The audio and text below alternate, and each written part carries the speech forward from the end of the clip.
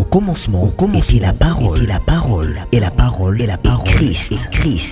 Radio Parole Vie, la radio qui donne la vie à travers la parole. Mbote, bonjour, chers auditeurs de la radio Parole Vie, la RPV. Besoin mi partout à travers le monde entier. Besoin la émission d'Abino Radio Parole Vie, une émission à caractère évangélique, bien aimé dans le Seigneur. Otote akasango malamu ya Yesu Christ wa Nazareth nzamba solope a bomo. Nakati ya Radio Parole Vie, une radio chrétienne. Oete aka misala ya Yesu Christ wa Nazareth ne kolus. Parce que les œuvres de la croix de Jésus-Christ nous imposent à beaucoup de choses. Na réussite, na témoignage, na bonne santé, na kotama na kubanga nzambe, pe na makamususu yaya yokosalesa wa mutema. Merci papa, merci maman. Na attention au pesa biso na radio Parole Vie. Te abino maite mungu ate mafuta te. Kastote akali loba. Bien aimé dans le Seigneur. Pamba te na kati liloba. Délivrance ezali. Na kati liloba. Guérison ezali. Na kati liloba. Élévation ezali. Na kati liloba. Succès ezali. Voilà pourquoi Nzamba Zoebisa Josué, na chapitre 1er, na verset 8. Que ces livres de la loi ne s'éloignent point de ta bouche. Abitika livre o buku oyo ya mibeko, buku oyo ya mibeko elongwa te na munoko na yo, elongwa te oko méditer yango na tongo na moi na butu pona o réussir. Donc la réussite est dans la parole de Dieu, la guérison est dans la parole de Dieu, le succès est dans la parole de Dieu, la grandeur est dans la parole de Dieu. Tout ce dont nous avons besoin, bien aimé, source nango, c'est dans la parole. Une parole vie, une parole authentique. Bien le Seigneur, pendant que tu en as un temps où tu as toujours na posa ensemble, Dieu se révèle dans sa parole, bien aimé dans le Seigneur. Parole vie, tout le monde a parole, peut tout le monde a vie. Bien aimé, la parole c'est Dieu lui-même. La parole c'est Christ. Il a dit dans Jean chapitre 17, Père, sanctifie-le par ta vérité, car ta parole est vérité. Bien aimé, c'est la parole de Dieu qui nous sanctifie, bien aimé dans le Seigneur. Ezali lobande peto la kabiso. Kololo sambo nangeza ete nkolo liloba oezo teama eme ma lumière na butami kakata no pe akolela ba santu na kombo na Yesu Christ wa Nazareth. Amen. Bien dans le Seigneur, kolenta matem otobanda ki lobi par la grâce de Dieu. O ezali, la porte ne se fermera jamais pendant que tu n'es pas encore entré.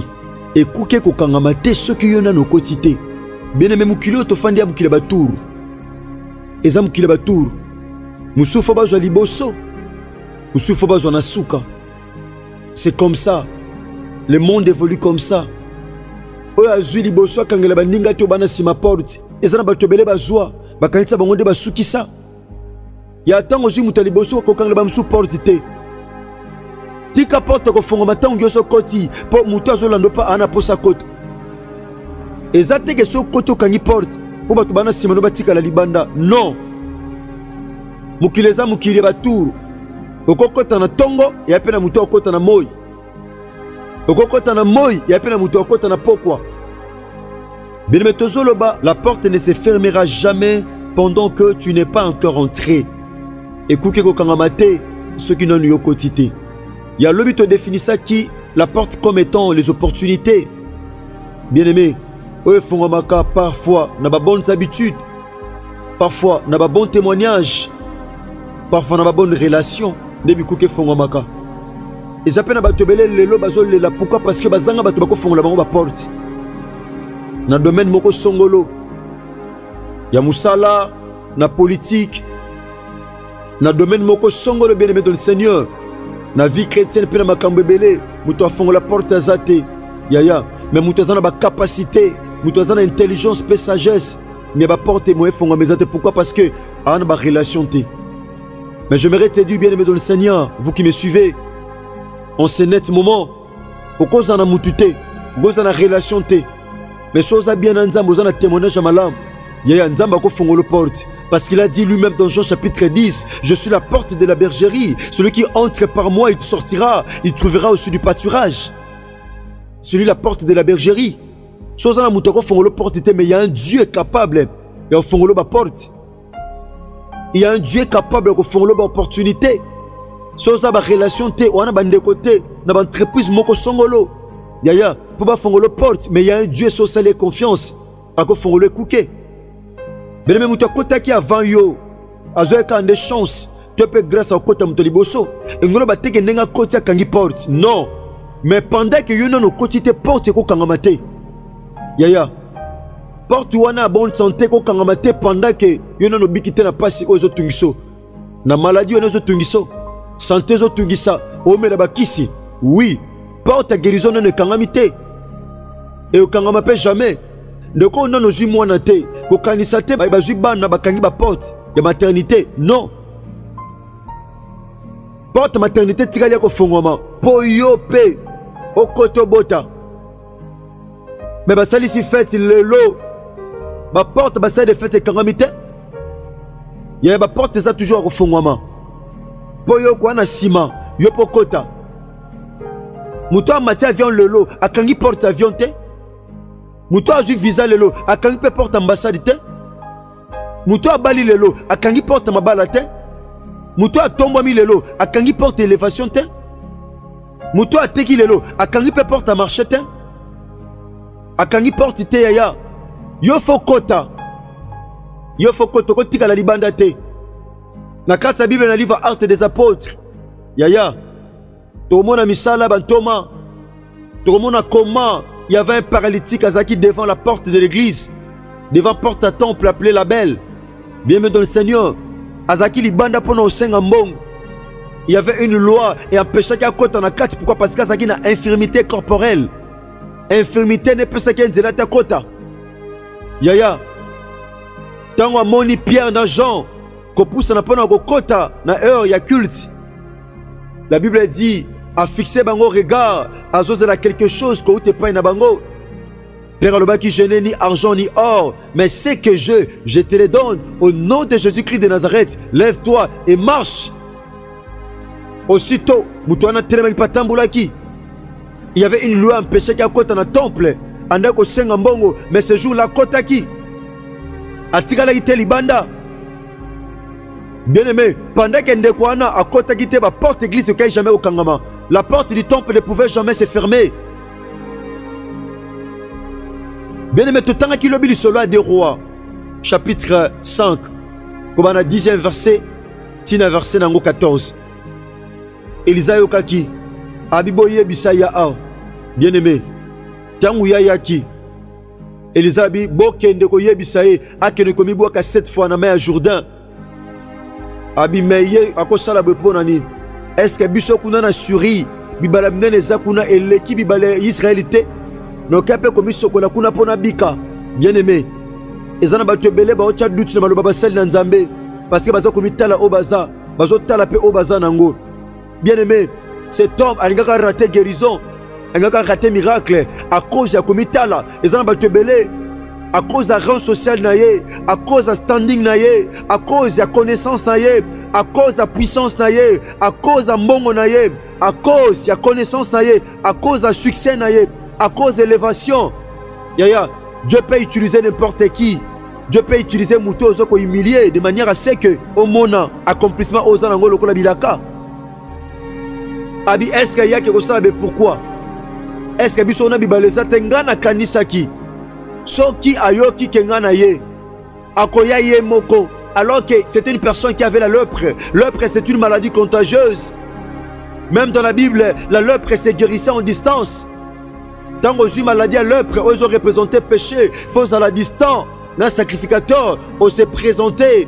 Donc au bika. Bien aimé, cet homme avait la lèpre. Lèpre, ils ont maladie, ils ont la sensibilité dans l'autre. Parti où ils ont touché la lèpre, bien aimé, et où capacité à tout toucher, à tout bêter, capacité. Ça veut dire, bien aimé, un chrétien, en ce temps, mon avis, a péché, en a insensibilité. Attends, belaye, en a insensibilité. Tika masumu, tika kofinga, tika kobo, tika kochola, tika kotunga. Oya qui est felo, en a insensibilité. Pourquoi? Parce que lèpre, c'est quotidien d'auto. Bien aimé. Ba serviteur balandi babitata soki mosana nzamba senga ke loko makasi est-ce que olinga ko salate bongo le bika mi bwaka na main Jourdain salango kaka kobika ayoka ki bien-aimé dans le Seigneur. Il faut savoir parfois écouter les autres, très bien-aimés. Yeba koyoka batu papa maman tango kendaka mi bwaki na main la Bible dit pour ce koma ki petu. Oh, c'est l'eau qui nous purifie. Oh, la véritable eau, c'est la parole. Oh, la parole, c'est Christ lui-même. Yesu Massia Nazareth yende mai na bomoy. Pendant que je parle, bien-aimé, tika Yesu Massia Nazareth oaza mai na bomoy. Apeto la corps na yo, apeto la âme, apeto la santé na yo. Et pas lepre kota ki na musala, et pas lepre kota ki na libala, et pas lepre kota ki na ba projet, pas lepre kota ki c'est possible ce matin. Nazote à papa moko, nazote à maman moko, au parti moko comme qui est insensible, et zo simbate, nazo ki évolué te. Mais ce matin, Matthieu fongola mutu moko porte, et fongola porte papa, et fongola porte maman, nazo je suis le prédicateur de la bonne nouvelle. Natia kabasi pe mibala kondima. Nazote ayo mon frère. Nabi matia tongwa lelo e fongolo porte. So batu ba fongolo porte te. Batu ba kangelo porte. Baboya yo tombwama. Baboya yo avancer. Baboya témoigner. Il y a un Dieu qui est la vraie porte, qui est la véritable. Abi, je suis la porte de la bergerie. So ba yaba fongolo porte te, mais il y a un Dieu ce matin. Nazo fongolo porte papa. A fongolo porte maman. Nazote a muto azondima. Nazote a batu nyon sote. Non te onde tu non mona yo. Non tu avec énergie. Pourquoi? Parce que Naïbi Nzambo Nandimela. Nandimela Yesu Massia Nazareth. Le seul et l'unique grand vainqueur de Golgotha. Le commencement et la fin. Le premier et le dernier. T'es non t'es à moi Simoko. Non t'es à papa Moko. Soba doit fongolo porte te. Dieu peut utiliser n'importe qui. Oh yebite na bo moto. Ben mais pas fongolo porte. Nazote à mutu moko. Nazote à mutu azondima. Natia kabatunyo sote ya. Natia kabasi pe mibala kondima. C'est possible porte ou kangama. E fongama tongwa lelo. Yoko tika la libanda te. O kota ki liboso na yo. Quoi jamais ko kangelo porte. Yoko pendant que nos loba. Il y a porte ko kangamate ceux qui n'ont nos quotité. Ataba lobi a su te clôturer. Mais na tourno ba ko fongola. Ataba kangi bureau ambassade. Na tourno ba ko fongola. Ataba clôturer liste ba tuba ozo na misala. Na tourno ba ko fongola. Ataba kangi porte yaya. Babito ozo sou batute. Na tourno ba ko fongola. Pourquoi? Parce que la loi a été donnée par Moïse. Mais la grâce et la vérité sont venues par une personne. De quoi zo betambo ko pendant que nos loba. Te na tourno porte ko fongama. Ceux qui na tourno bango sa ki ko kangama. Mais na tourno ko fongama. Bango babi batu ba kota sute batu ba lekate mais yo ko leka pe batu ba lekate ko leka pe batu ba fongama to ko fongama pe batu ba somba to somba pe batu ba kota to ko kota nazote ya papa moko na tu avec énergie nandimela nzamba maite ya mungwa te ya mafuta te pe asinga te nandimela nzamba matane kulusu il a dit Père, tout est accompli. Il a tout payé à la croix. Naote à papa moko, naote à maman moko. Akukisa nyoso na croix. Viens ko tika la boete. Pendant que nazo lobama tia tongwa lelo. Quand nozo landa e fongolo porte. Somo ki le kangelo porte. Ya kangelo porte. Aboya ko fula yo. Aboya ko peso opportunité. Il y a un Dieu qui t'offre une opportunité ce matin. Mutuno lobeleza yo papa. De quoi zoni atamakolo. Abi mutu ba lobelezanga. Abi mwasi ba lobelezanga. Obali ba lobelezanga. Papa ba lobelezanga. Maman ba lobelezanga. Et ça la melo kando ndima te non te abatunyo sote non te abana parole vie et salamela yo papa et salamela yo maman na bitika porte fongwama porte fo pendant que non no quotité pendant que non no bikité apporte guérison ko kangamate nazote ya muto kondima nazote ya papa moko nazote ya maman moko non te avec énergie ce matin nazo ebisa porte le feu fongwama le porte fait tika la ko fongwama na wenze pa otekaka na musale pa osalaka na projet wana na ba relation wana aïe aïe aïe aïe aïe na contrat wana yo faut porte fongwama ataba kangaki babite toza su batute mais yo bakozwa yo pourquoi? Parce que ça mutakondima bakangela ke porte te mais porte tika la toujours ouverte. Merci chers auditeurs de la radio Parole Vie. Bopesa biso attention na bino bolanda biso tango nyonso. Tika Yesu Christ en Nazareth nzamba solo pe abomoy.